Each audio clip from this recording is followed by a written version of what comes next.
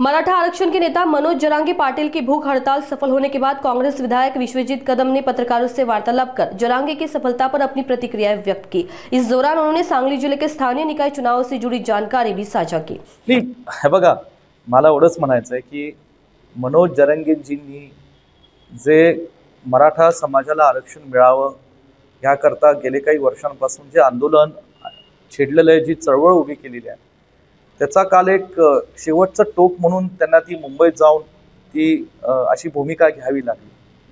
आणि यातल्या काही कायद्याच्या तरतुदी आहेत, अडचणी आहेत, त्यातल्या काही संविधानिक घटनात्मक काही तरतुदी आणि अडचणी होत्या। सुरुवात पृथ्वीराज चव्हाण साहेबांनी केली होती मुख्यमंत्री असताना, आणि त्यांनी मराठा समाजाला जास्तीत जास्त न्याय देण्याचा प्रयत्न पृथ्वीराज चव्हाण साहेबांनी केला होता।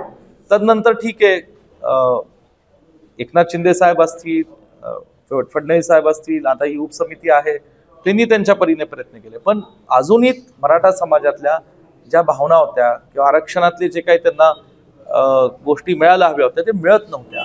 त्यासाठी मनोज जरांगेंची मुंबईला धडक मारली। लाखोच्या संख्येने तिथे लोक उपस्थित होते। काल जो काय तोडगा त्यांनी उपसमितीने काढलेला आहे त्यातनं ते आता जाहीर झालेले 8 पैकी 6 मागण्या त्यांनी मान्य केलेल्या आहेत।